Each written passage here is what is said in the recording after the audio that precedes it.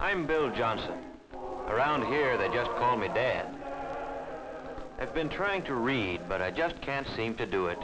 I keep thinking about today, Thanksgiving Day. We Johnsons had a good Thanksgiving, the best we've ever had. And I can't help thinking that what made it better was a real feeling of thankfulness. And that's odd, too, when you consider the shape things were in when I got home from work yesterday. My kids, Dick and Tommy and Susan, were all home from school. And of course, Mother and the baby were there. As kids will, mine were living tomorrow right along with today, looking forward to Thanksgiving.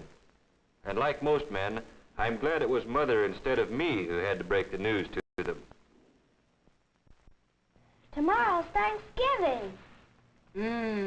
Turkey and dressing and pie and cake. And fruit salad and whipped cream and cranberries. Gee, I can hardly wait. Me too.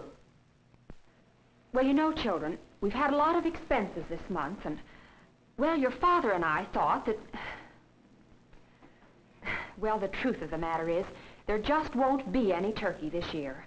No turkey for Thanksgiving?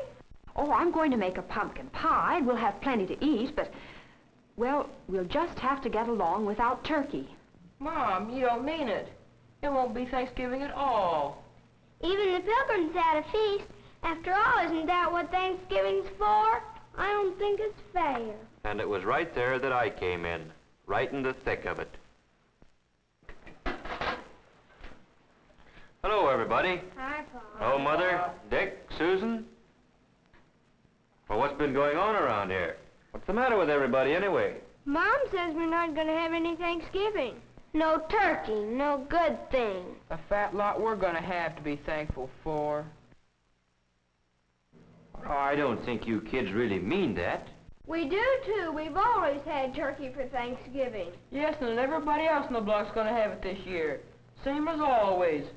Yes, we've always had turkey, just as a lot of Americans have had it, and we'll keep on having it. Turkey on Thanksgiving's a great American tradition. But what you kids are saying makes it sound as if the turkey's the only thing we had to be thankful for. Well, gee whiz, no, Dad. It's not that at all. Oh, I know, Dick. With turkey, it's easy to lose sight of what Thanksgiving really means. And don't think we're just making excuses because we don't have any turkey this year. We know it'll mean a lot more to us the next time we do have it. Well, sure. Suppose we don't have a bang-up feast. We're still a lot better off than the Pilgrims. That's it, Dick. Do you other kids see what Dick's trying to say? Turkey or no turkey, we've still got all the freedoms and privileges the Pilgrims gave us. Those privileges have come a lot of things. Things the Pilgrims never even dreamed of. Why, we could make a list a mile long. Why don't we do it? Now, hold on a minute. You've got the idea, but it isn't something you can write down like a grocery list. You've got to feel it down deep before you can really be thankful for anything. I tell you what let's do. Let's take a little more time to think this over. When you get right down to it, there are some pretty tough decisions in making up your mind what means the most to you. Your life? Sure, that's one thing you can't get along without. But do you know that there are some places in the world today where you have to get along without just about everything else? Golly, Daddy. I guess I kind of got carried away. But I'll bet you one thing. If we really think over what we have to be thankful for, when we sit down to whatever Mother fixes to eat tomorrow, we'll be one family in America that will really have a Thanksgiving dinner. Well, that's how it got started. The Johnsons didn't have any turkey. And the kids, no, I mean everybody, likes to make something special out of a special day. So we fell back on something as old as the Pilgrims, toting up the common, ordinary blessings that we had to be thankful for. That night, I'd see Dick there building his model airplane, and Susan just playing. Only they weren't just playing. They were mulling things over, thinking big thoughts for such young heads. And as for Mother and Tom and baby Janet, and yes, me too, it was as if we had our eyes open for the first time, seeing all the things there were to appreciate in just any ordinary day in America. When Thanksgiving Day got here, we took our places around the table and we were ready. And then, well, we all knew it. There are some things you just can't say. But everybody in his own way knew what he had to be thankful for, and that this was the time to think about it. Tom was first. I am thankful for getting plenty to eat all the time, with extras that count, like cookies and milk after school. Like Mom says, I'm hungry all the time anyway, and if I didn't live in a country where there was plenty to go around, golly. And I'm thankful for the free public library, where I can get books about adventure. Jack London, Richard Halliburton. Gee, the way they tell a story, it's as good as being there yourself. And it's free, with only a library card. Yes, Tommy thought about some of the things he ought to be glad for all the time. And somehow turkey and trimmings seemed to matter a whole lot less than he thought they did yesterday. Well, then it was Susan's turn. Susan's a happy-go-lucky kid. You'd never credit her with thinking beyond her dolls, but she got right into the spirit of it. I am thankful we have what we need to wear. Though Mother says it's hard to keep up with us, we grow so fast. I never thought before how many clothes it takes for all kinds of weather, or how it would be to have to do without the right ones. I'm glad to be able to go to Sunday school, or go to any church I want, any Sunday. I'm thankful for my mother and daddy, that they are here with us, that both of them aren't too worried about things to take time to have fun with us. I'm glad we're a family, that families are still important in America. I guess Dick, being the oldest, was having some pretty serious thoughts. I am thankful for being able to get an education, for living where schools, all schools, open their doors to a guy who wants to learn, where school books are studied instead of burned, where a guy is rated by how much he knows, and the community is rated by how well it teaches him. I'm glad I've got a chance to play, batting a ball around once in a while. Stuff like that. I'm glad it's fun, growing up in America. Sure, baby Janet's too young to understand the big word Thanksgiving. She's too little even to tell us the things that make her happy. But we can tell, and maybe she's thinking about them now. Maybe she's thinking about the fun of splashing around in the tub, and about how good it feels to be clean. About playtime with Mother, and the security she feels in Mother's arms. And as for Mother, seems she's always working, cooking, ironing, tending children, daylight to dark. What does she have to be thankful for? I am thankful that my children had the privilege of being born safely and of growing up healthy and strong. I'm thankful that I have the privilege of guiding them useful men and women.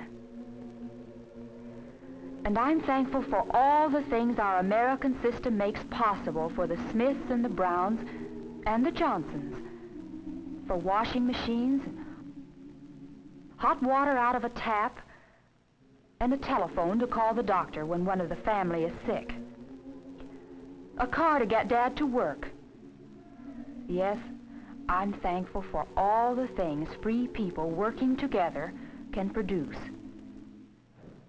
I'm thankful that when my neighbor drops in to borrow a cup of flour, we've got the right to talk about anything we want to. The parent-teacher project, the new mayor, or Jane Jones' hat. And last of all, I'm truly thankful for the peace of mind that Dad's job brings, for knowing that even though there are lots of luxuries we can't afford, there still will always be enough to go around for the things we have to have. I'm glad Dad doesn't work slave hours, that there are evenings and Sundays and vacations when we can all be together. That's Mother for you, grateful for what America means to her family. And now for me. I've got so many things to be thankful for. I'm thankful for this house. It may need a coat of paint, it has a mortgage, but it's ours, a place where we can be together in privacy. And I'm thankful for the thing that makes this house our home, the happiness here, not just today or on Christmas morning, but on a day-to-day basis all through the year. For knowing that a knock on our door means nothing to fear, a friend calling, or maybe a bill collector, or a kid selling magazines. You never know what to expect. But you can count on one thing. It's not going to be some political gangster coming to drag one of us off to jail because we believe in freedom. And I'm glad that that freedom we've got lets me choose the kind of work I like and can do best. Taking a sluggish motor and making it hum again. Makes me feel that somebody got to his work, or wherever he had to go, just because of me. And feeling like that gives me a lot of satisfaction. And I'm thankful for a newspaper. Just a few cents worth of printer's ink and paper, but more valuable than any amount of money. Because in it, the editor's got the privilege of printing what he thinks. And I've got the privilege of agreeing with him or not, however the facts strike me. And both of us, the editor and I, have the right to act on our opinions on Election Day, to vote for the principles we believe in. And finally, I'm thankful for being able to believe, in spite of everything, that somehow, someway, the unity we've got here in the Johnson family will someday spread to men and nations throughout the world. All these things. Amen.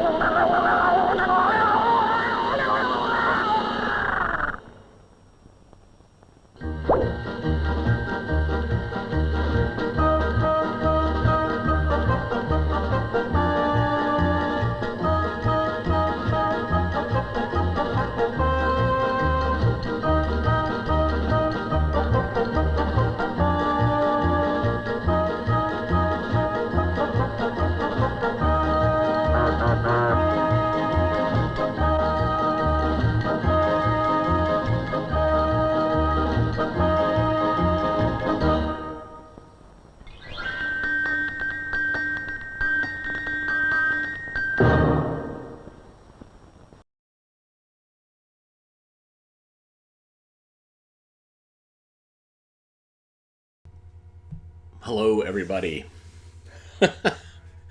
Sorry about the clowns, but I figured like animated clowns would not be as bad as human clowns, because I certainly have some horrifying human clown films.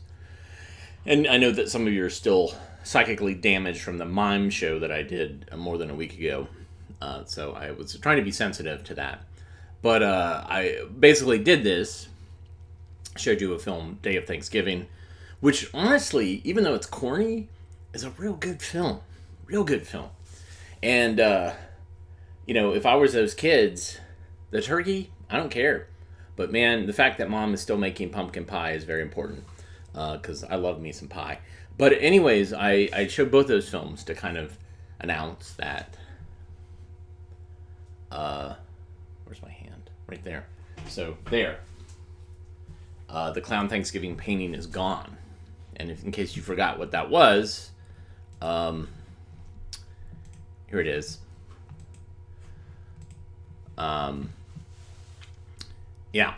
That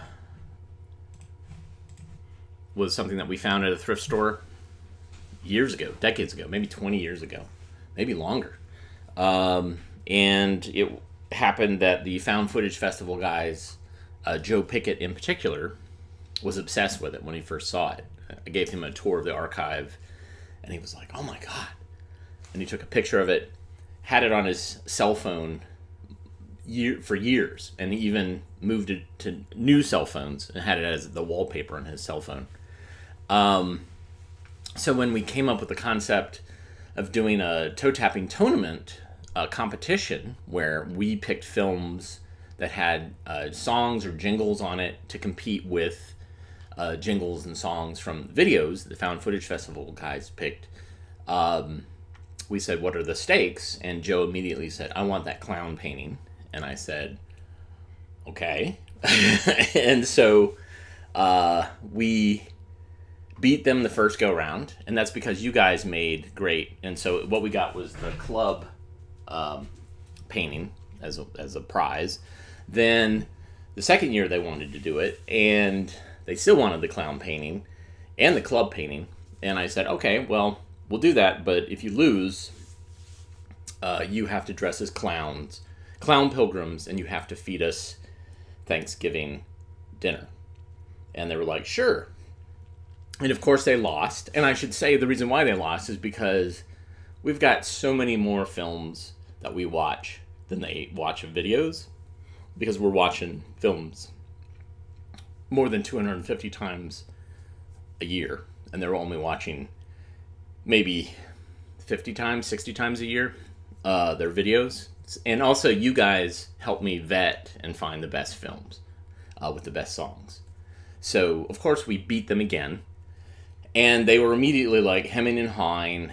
There was a proposal to try to do another competition and then kind of double or nothing, and I was like, no. I said, no, you guys have to come here and do Clown Thanksgiving. And they came through doing the Chop and Steal tour. And they were like, oh, we don't have time to do it. I was like, But they came back through over the weekend, and I made them stay at my house, and we scheduled Clown Thanksgiving. And here are some images from Clown Thanksgiving. Here are them dressed as clowns. In the middle is my assistant Kayshawn Finch, who actually came up with the bet, and he showed up dressed as a clown, which I thought was really pretty awesome. Then, here it is, them eating Thanksgiving dinner dressed as clowns, and they did serve the AV Geeks staff. And here it is, them trying to recreate the photo with Joe with a giant turkey leg and Nick dressed as the clown in the back holding some pie. And they did such a great job that I actually gifted them the clown Thanksgiving painting because they really brought it. In fact, they put on way too much makeup. Joe shaved his beard off. And you might say, like, was it worth it? Like, was it worth all that? And here's a photo that tells me that it was worth it. Here's Joe Pickett, the sad clown photo, which was phenomenal. It was so great. So anyways, yeah, that's what happened. So we have this missing thing, but we have probably in the winter, we're going to do a toe tapping tournament competition again, and we are going to get that clown painting back because we already, back in April or May, you guys helped us pick stuff, and so there we go. Anyways, all that, and I don't know if I have any films ready. Because, anyway, yeah, so I got this, I think we can show. So this is a NASA film, but it's actually made by MIT on behalf of NASA, and it's kind of investigating what it's going to take to land on the moon. This is early 60s, and it's kind of talking about the technologies, and it's kind of great. So it's called Small Steps, Giant Strides. Enjoy. At Cape Kennedy, the familiar shape on the launch pad, a symbol of the space age. The familiar countdown, the signal for a beginning. But the real beginnings of this mission, any mission, go back in time. A time when only the dreamers, the visionaries, could guess at what lay ahead. By official reckoning, the beginning was in 1958. The first small steps, legislation, a new agency, a table of organization, and a determination to make it all work in a way never dreamed of before.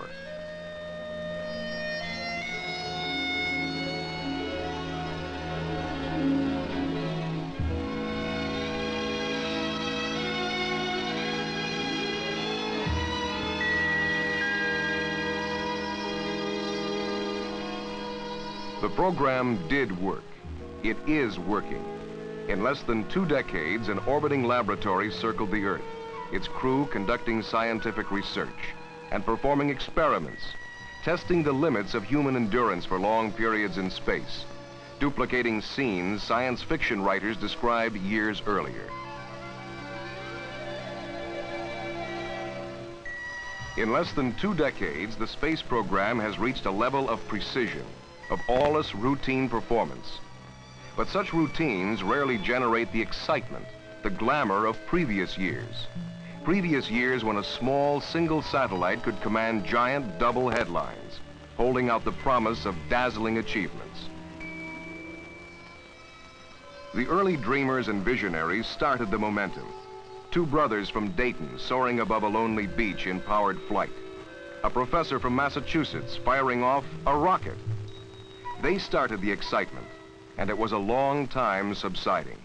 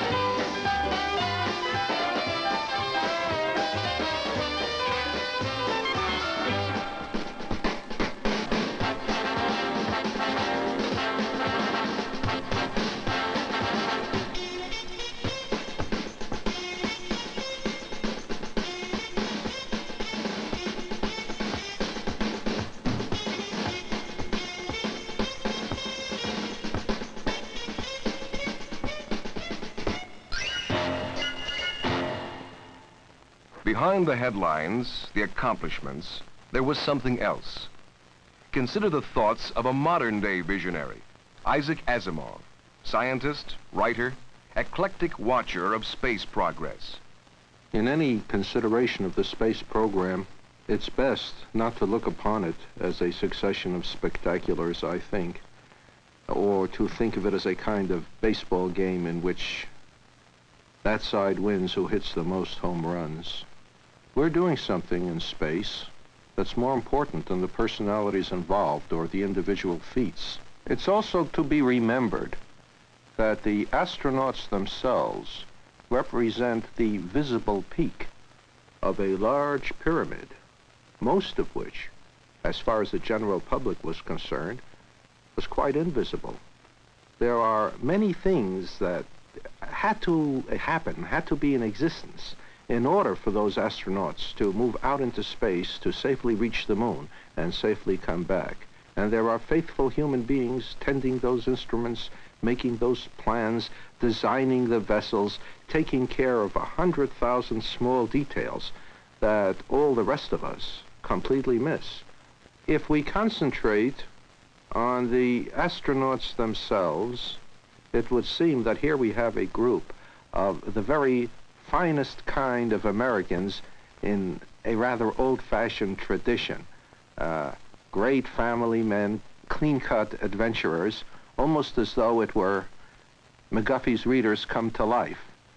And yet, behind the lines, there are people, I am sure, from every kind of background, from the big cities, indeed from the big city slums, perhaps, to farms, from mountainous regions, from the plains. It is the product of a cross-section of America with a large representation, naturally, of what we might call the educated groups, the engineers and the scientists. And in addition, I rather suppose, a great many foreign-born people, too. In the last analysis... And so they came, the people and the machines, marshaled and scheduled by a unique partnership of government, industry, and education. It was done because there was focus, a goal. Land a man on the moon by 1970. The goal was reached with 6 months to spare. Now the accomplishments of Apollo blend into a composite picture of success. And still our attention is riveted to the symbol, the launch. In December 1972, when Apollo 17 took off, the last of the launches that were then planned, I watched the launching at night. It was just past midnight, as a matter of fact. And I have never seen anything that was so awe-inspiring, really. It was at night, and suddenly the flames shot up, and the whole Earth lit up in a kind of pseudo-semi-daylight. The sky became a kind of tan.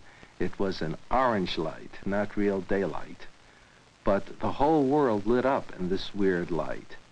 And I had to wait a few moments before it took off. And naturally, that was a frightening thing, simply because I was watching it. Would anything go wrong?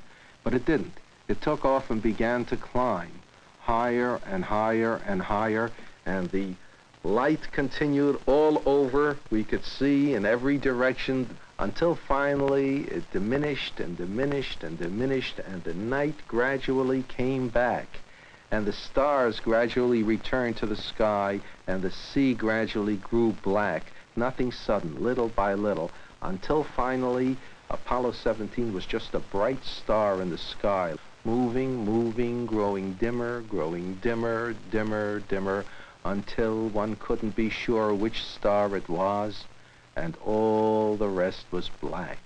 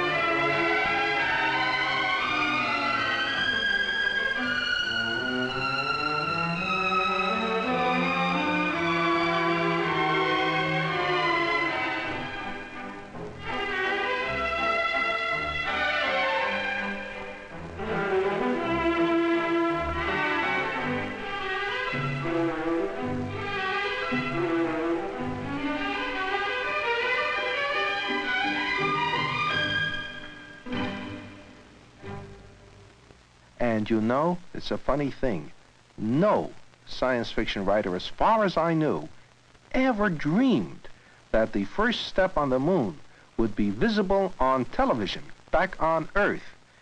We always had the notion that they would reach the moon and that man would know about it only when they came back and told them about it. So, you know, there are limits to our ability to predict. And in general, where we're not being completely fantastic, we are hopelessly conservative. With all the success and acclamation, there still are doubts and questions. You frequently hear people ask, but what do we get out of it all? What's the good of going to the moon? So what if they get some rocks back from the moon?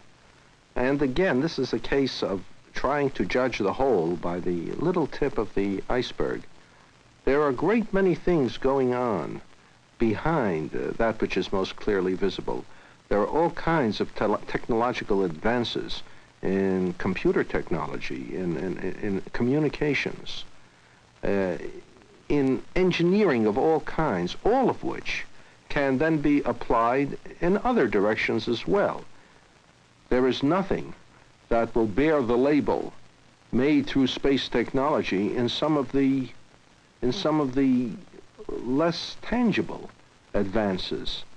The fact that we can learn how to predict weather better is largely due to our weather satellites. But people forget that. They can watch Olympics in Japan without constantly thinking this is made possible to me by a communication satellite. In fact, what is, in a sense, most wonderful, at the same time most frustrating, is that no one can tell what the most important aspect of an increase of knowledge may be for decades, perhaps centuries. And how many... The people trapped in an approaching storm don't have to wait for decades and centuries. They receive the benefits of space technology immediately. Weather satellites provide an example of down-to-earth applications of space technology, providing data on storms, temperatures, winds. The final result, the forecast, shows up on the evening news because the data is widely available to people around the world, people who use it to prepare long-range forecasts of greater detail, greater accuracy.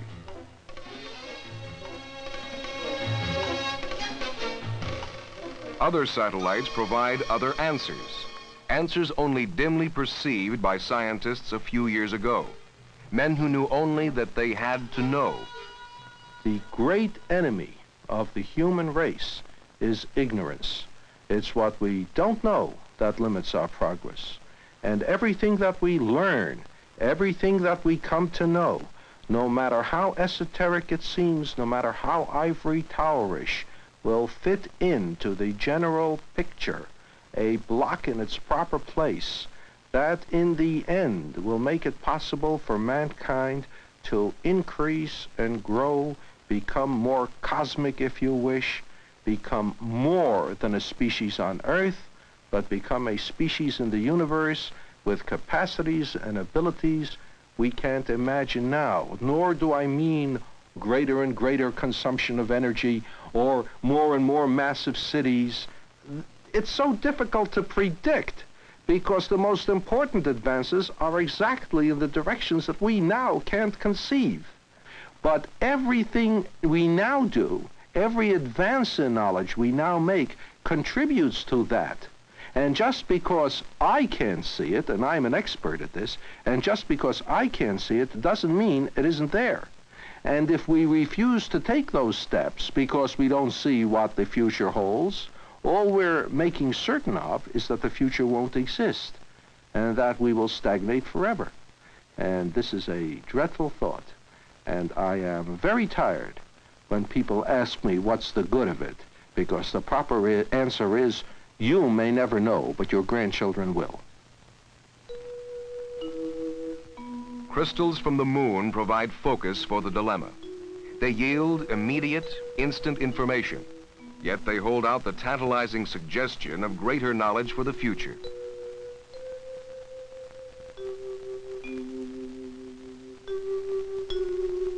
In man's pursuit of knowledge, he asks how, not why. And as the velocity of invention increases, his questions tumble upon one another. The same year the Wright brothers flew their plane, Albert Einstein asked why. The pursuit, the questions, lead us to our nearest star, the sun. The basic source of all life, all energy on Earth. Without it, there would be no light, no warmth, no food, no life. The poet watches the sunrise and writes a sonnet, but the scientist looks at those huge outpourings of energy and begins to ask questions and sends spacecraft far into space to do the asking for him. In the process, he receives data which can help provide a better understanding of the sun and its relationship to the life processes on Earth. By looking up there, we begin to understand our life down here. If we look for a broader approach to what we have been calling the space program, then what we must do is to call it a planetary program. In other words, one of the important functions of exploring space is to understand our own planet and ourselves better. I mean, that's the name of the game. We've got to understand ourselves and the place we live on.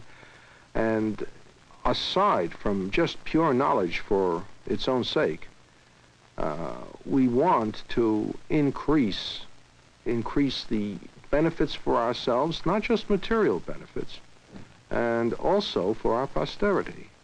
Well, then, if we talk about a planetary program, that is, tackling the entire complex of problems which involves Earth as a whole and not just one small section of it, the greater problem is how to conduct and improve human society, how to improve and increase the balance, the ecosystem balance of which human society is a part.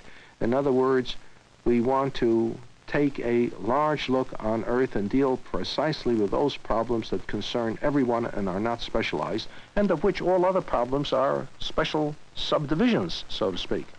Well, if we do that, it will turn out that some of them can't be tackled properly, except from the viewpoint of space or with knowledge that can only be gained through space exploration. But then space exploration... The search extends to the oceans. How does man live in an isolated, hostile environment for long periods of time? The answer from space technology will help man to live beneath the sea, to study its vast reserves of food, of energy. Energy. The oceans and the sun may provide new sources of vital energy. Work is underway in both areas of research and in others. Work which may lead to new techniques, new methods for powering the machines and equipment an urban society demands and needs to keep it functioning, and for the demands of future generations.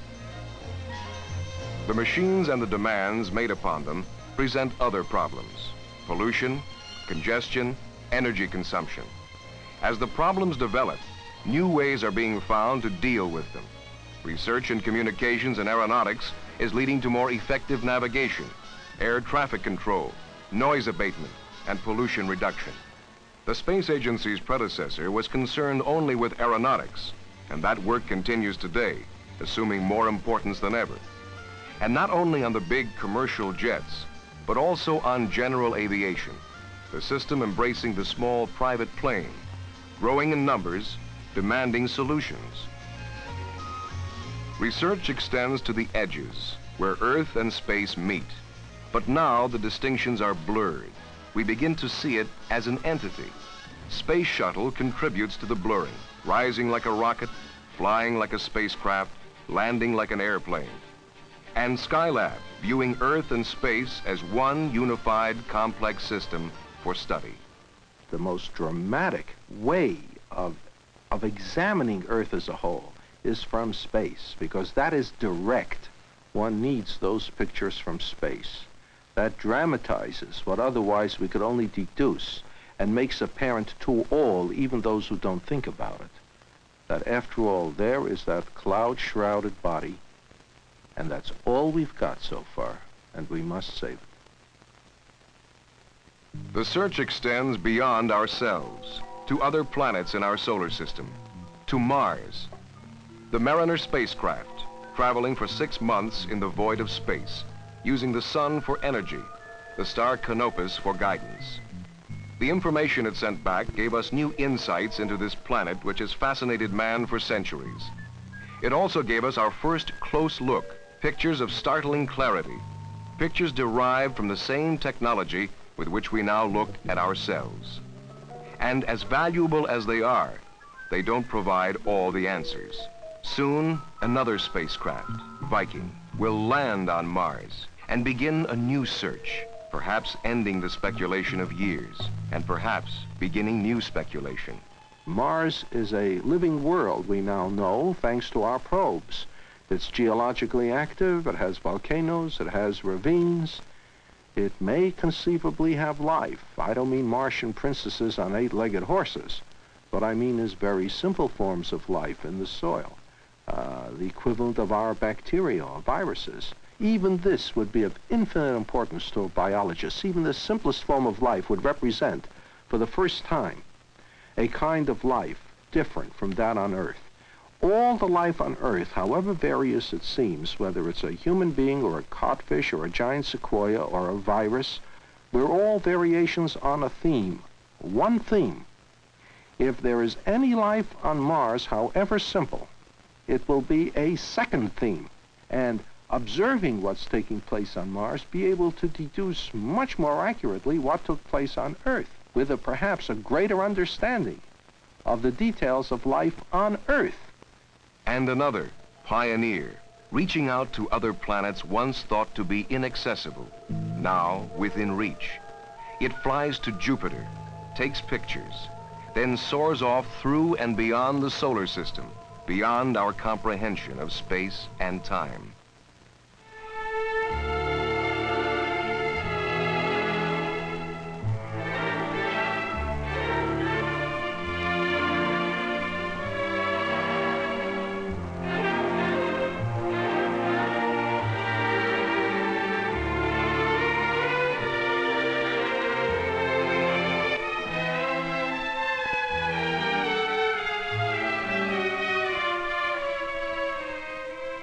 Upon Pioneer 10 is a plaque which carries drawings of man and woman, of the spaceship itself, and various other symbols which an extremely intelligent finder can interpret to give him some knowledge of what we're like, where we are, what we have done, and so on. It seems to me that when it is found, the chances are great will no longer exist. And it would be nice, sort of soothing, I think, to think that somewhere in space someday, beings will know that we have existed, and that in our short lifetime, we've managed to accomplish some things. We've managed to send an object beyond our solar system, so that from that, they can judge what we were. I rather think that it's a proud thing to do.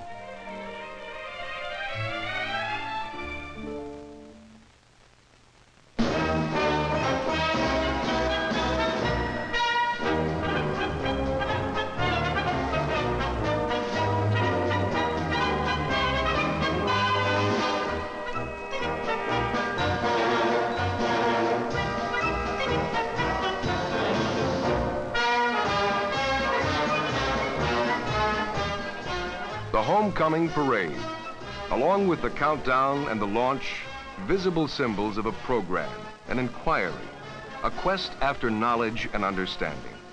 We give ourselves a hometown party, and the symbols are embedded in our consciousness. But the results of the journey can only be hinted at, and they'll only be known by those who hear only the echoes of the celebration.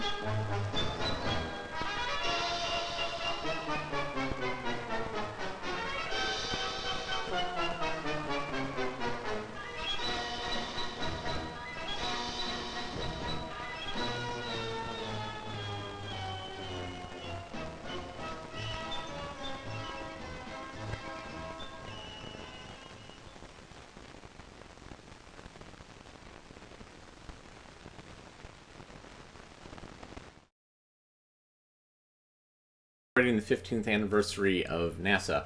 And let me just say, coincidentally, this is why I like doing what I do and what I show what I do. Coincidentally, look what shirt I'm wearing.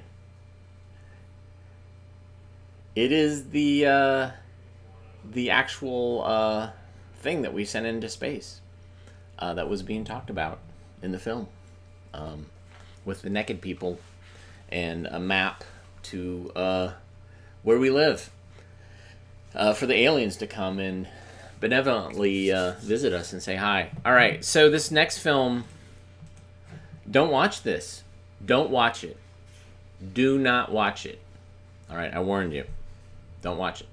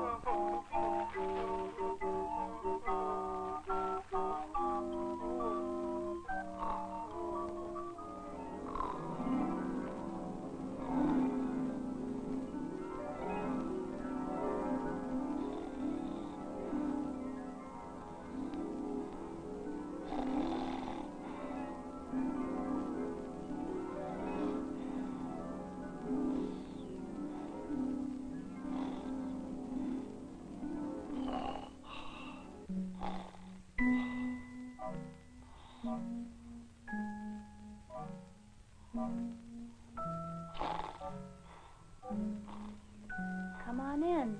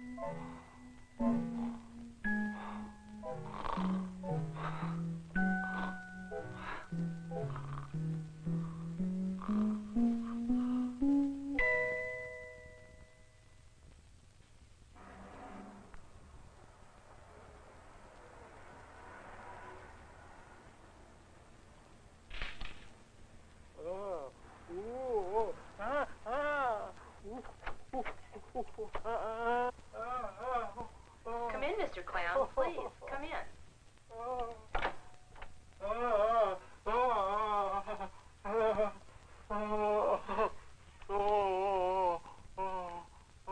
Poor Clown.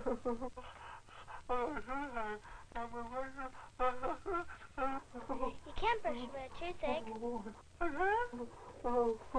Here's your friend, Lynn. He didn't have any cavities. Next patient, please.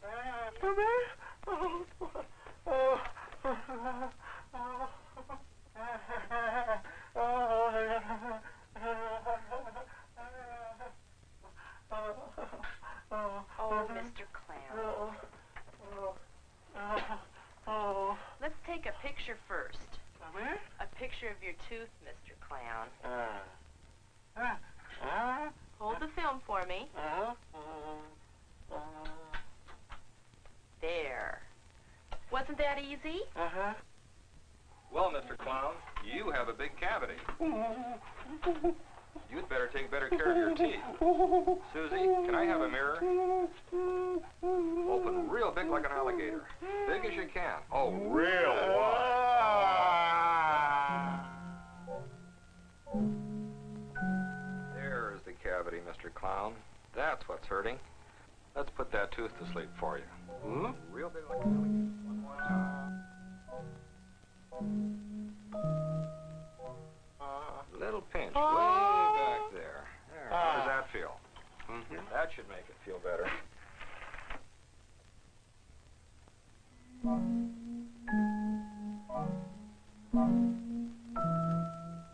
Wide as you can. Oh, don't you worry now. Real good. This will make it feel a lot better. There we go. Now we'll get the candy bugs out of there, okay? Real good. You must have been eating a lot of sticky food, Mr. Clown. Did you know that the bacteria that cause decay live in sticky food and raise big families? There we are, Mr. Clown. Do you know how to prevent cavities? It's important that you keep the inside of your mouth clean at all times. Susie, why don't you show them how to do it? You should brush or rinse every time you eat. You brush your teeth the way they grow, down from the top, up from the bottom. You brush the chewing surfaces and the backs of your teeth. Do you understand that? Well, Mr. Clown, that ought to make you feel better. You take care of those teeth and you won't have any more trouble. See you on your next checkup. Goodbye. Remember, rinse or brush after you eat.